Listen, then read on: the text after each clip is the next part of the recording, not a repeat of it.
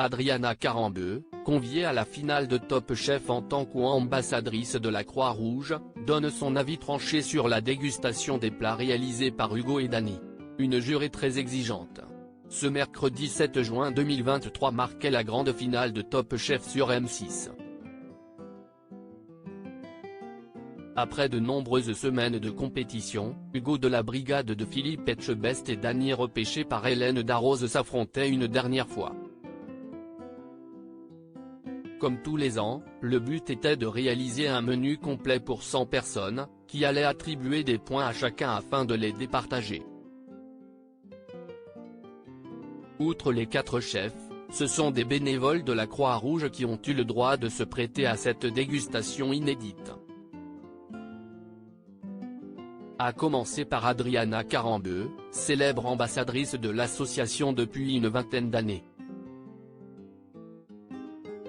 Je n'ai pas tout aimé. Et le moins qu'on puisse dire si est que l'acolyte de Michel Simès est loin d'être facile à convaincre.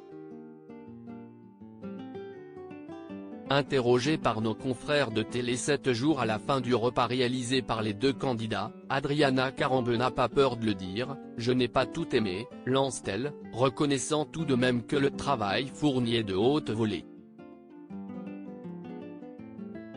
L'ambassadrice, qui s'est aussi confiée à Télé Loisirs, explique, « Il y a des choses qui m'ont plu et d'autres pas du tout. Mais c'est horrible de dire ça. C'est horrible, mais pourtant, c'est une compétition et il faut trancher. Parce que quand on va au restaurant d'un certain niveau, on paye un prix, il faut que ce soit bon. Et là, ce n'était pas toujours le cas.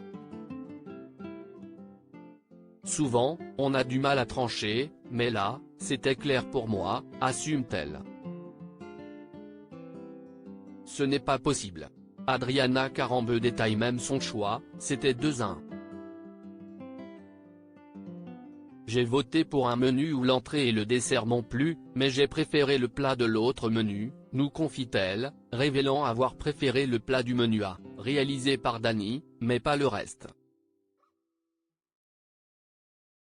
Elle n'hésite pas d'ailleurs à se montrer, très franche avec le dessert concocté par le protégé d'Hélène Darroze, ce n'est pas possible. Même dans une boulangerie, je vois ce dessert-là, je ne l'achète pas. Même au goût, il n'y avait rien. C'était un peu sucré.